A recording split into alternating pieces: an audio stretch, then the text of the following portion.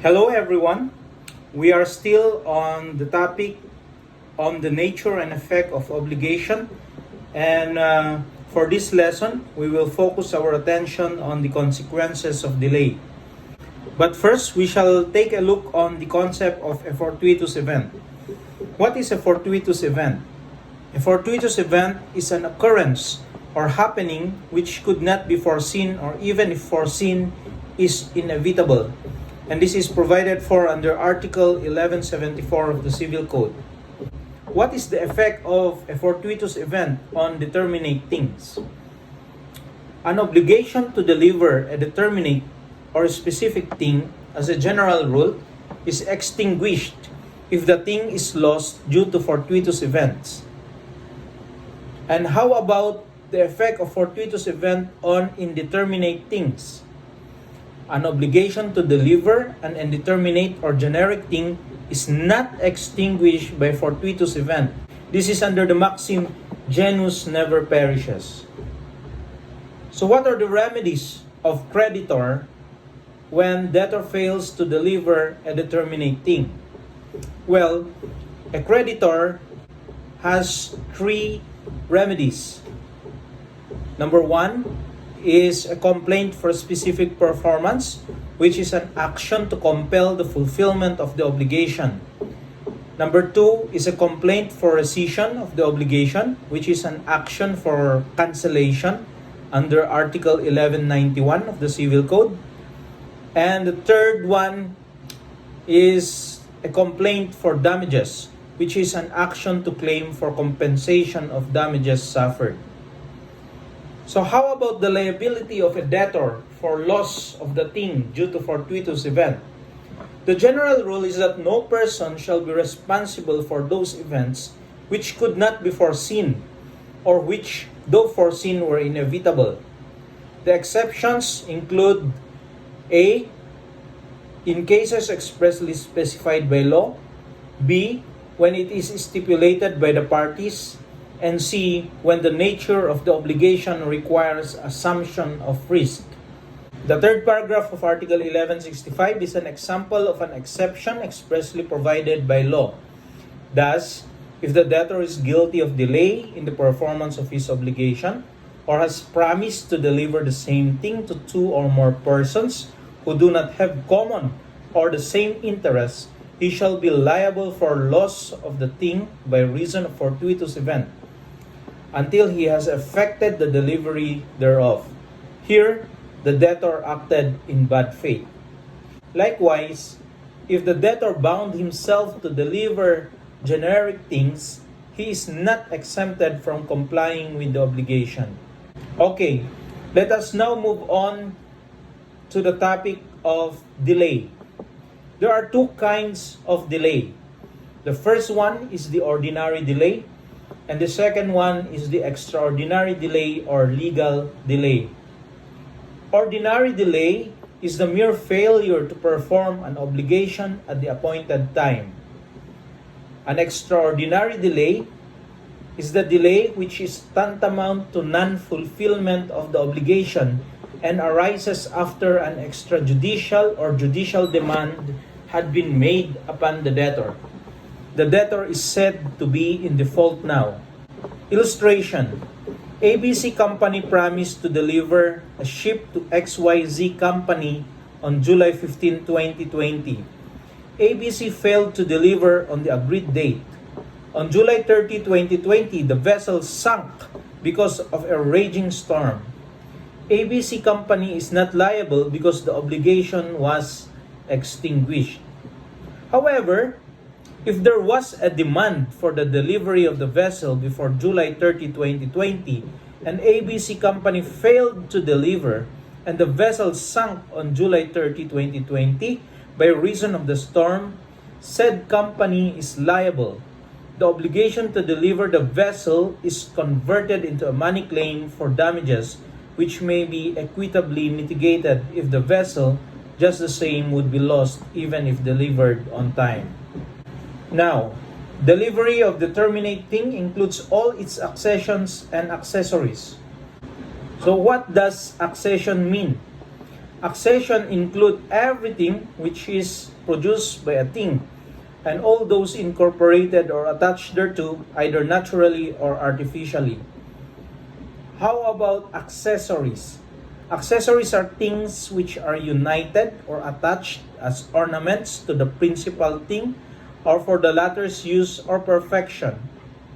Examples would be a spare tire of a car, the antenna of a television, or the chairs found in a movie house.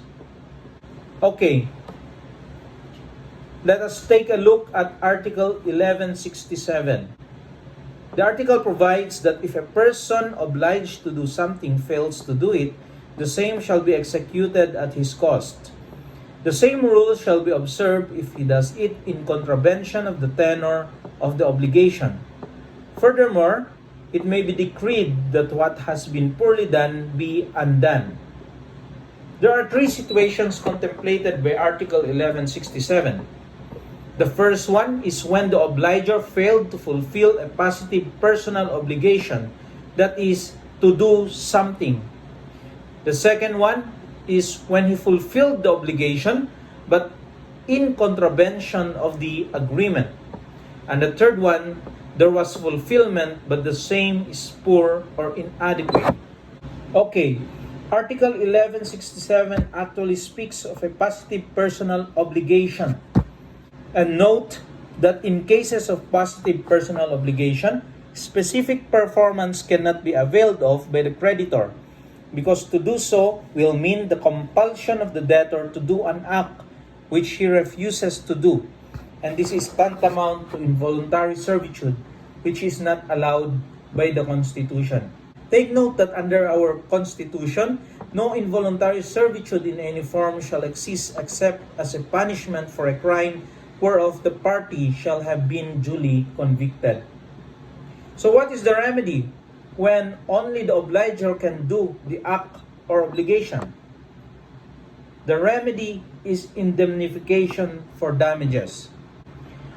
If the obliger alone can do the act or prestation, such as when he is a famous painter, he cannot be compelled by force to perform, for that will violate his civil liberty.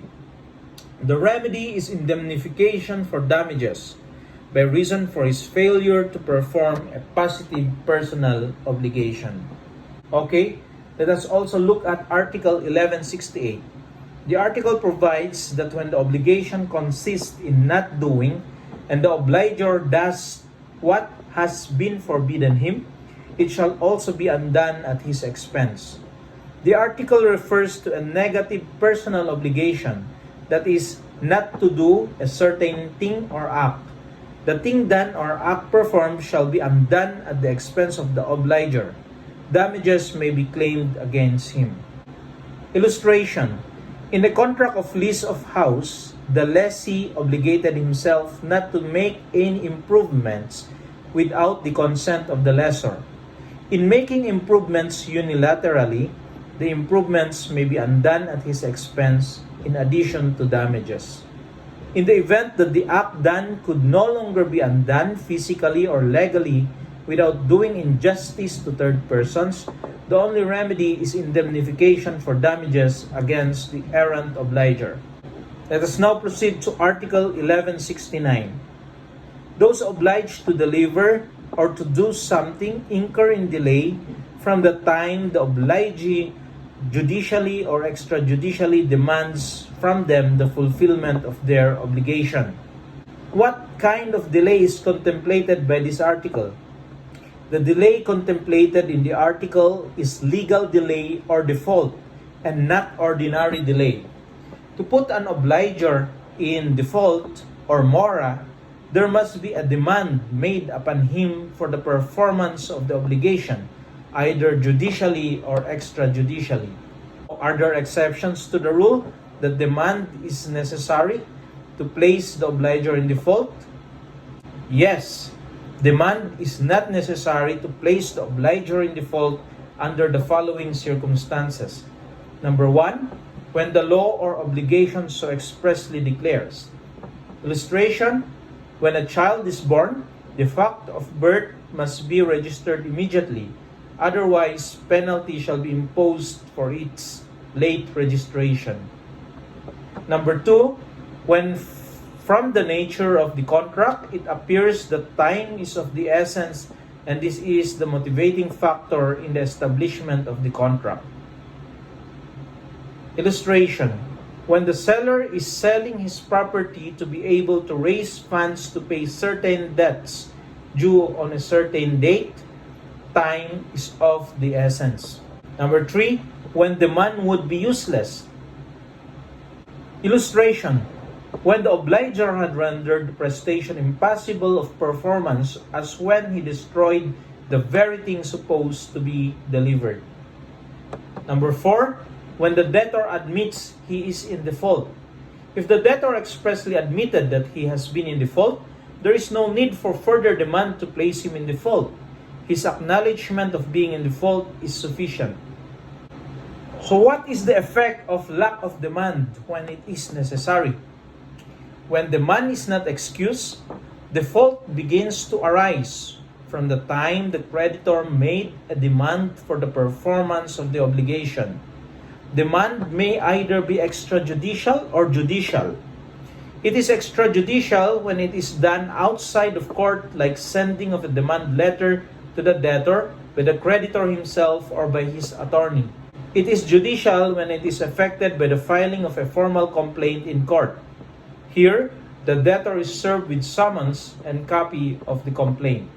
What are the classes of default or mora? There are actually 3 classes of default or mora. Number 1 is mora solvendi. This is the default on the part of the debtor or obliger. Number 2 is mora accipiendi. This is the default on the part of the creditor or obligee. And number 3, compensatio mora. This is the default on the part of both the debtor, obliger, and the creditor, obligee, which arises in reciprocal obligations. The effect is the default of one party neutralizes the default of the other. What are the requisites of mora solvendi? For mora solvendi to exist, the following requisites must be present. Number 1, the obligation pertains to the debtor.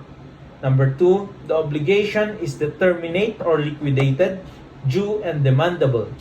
Number 3, the obligation has not been performed on its maturity date.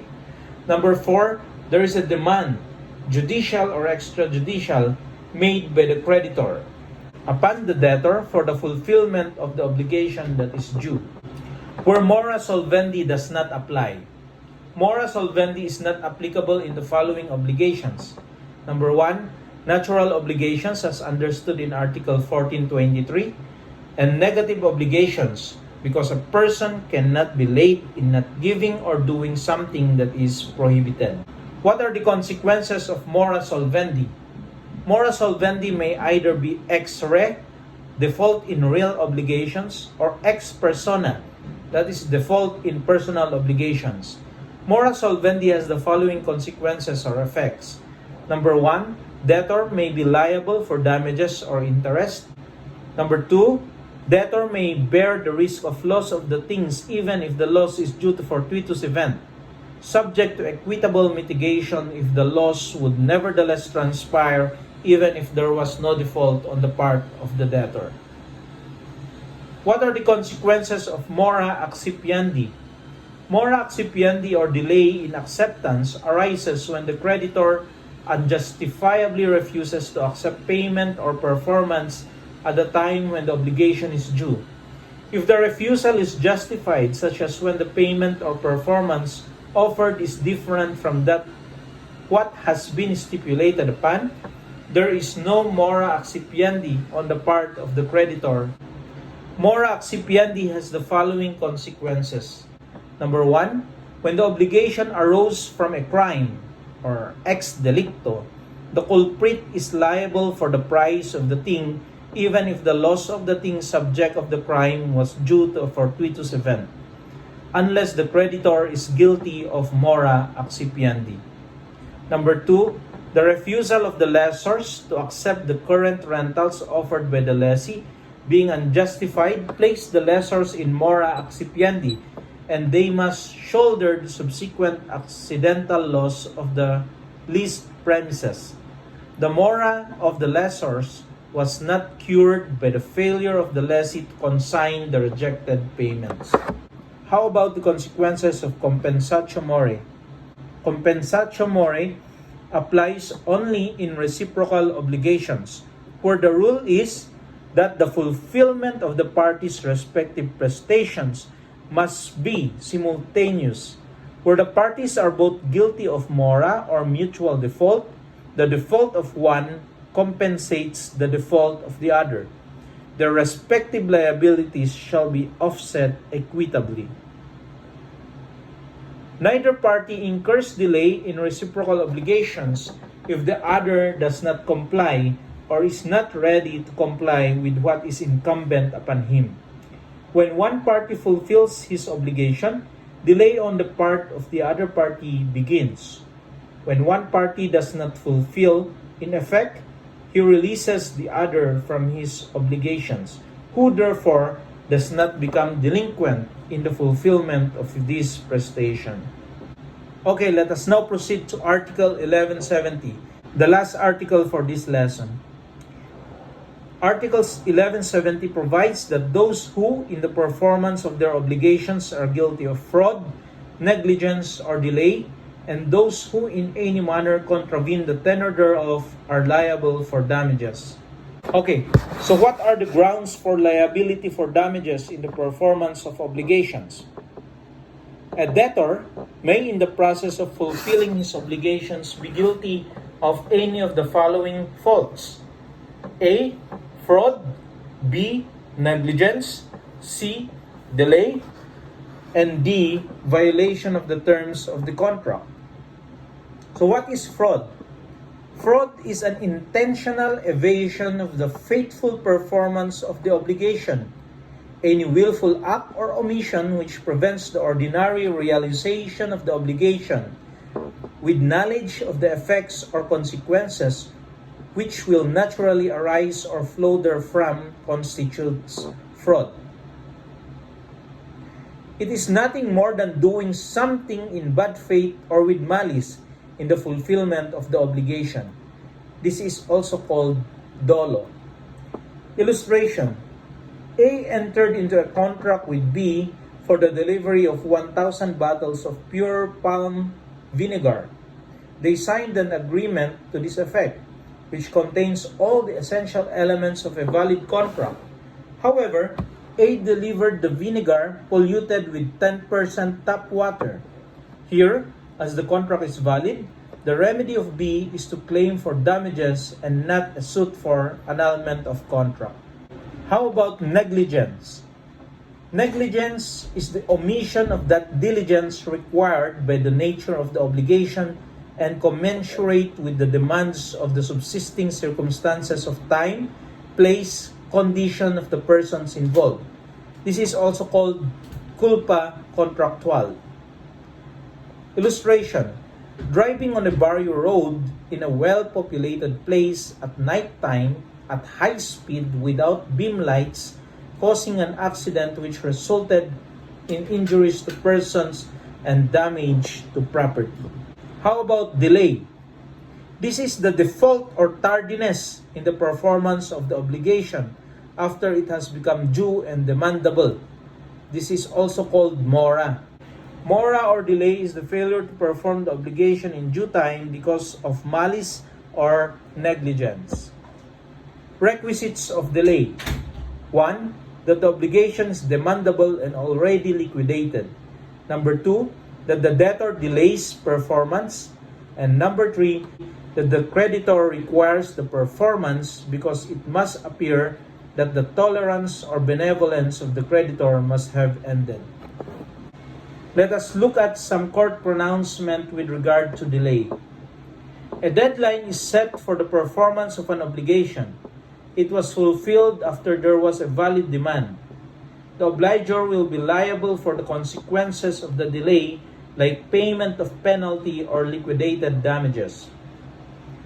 Delay in the performance of an obligation is looked upon with disfavor, because when a party to a contract incurs delay, the other party who performs his part of the contract suffers damages thereby. Now let us move on to the violation of the terms of the contract. This is the act of contravening the tenor or terms or conditions of the contract. This is also called violatio. Let us look at these illustrative cases.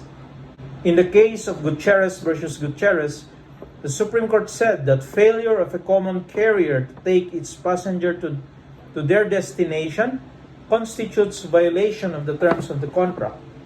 Likewise, in De La Cruz versus El Seminario de la Archdiocese de Manila, the Supreme Court said that failure of a landlord to maintain a tenant in peaceful possession of the leased land also constitutes violations of the terms of the contract. That's all for now. See you next lesson.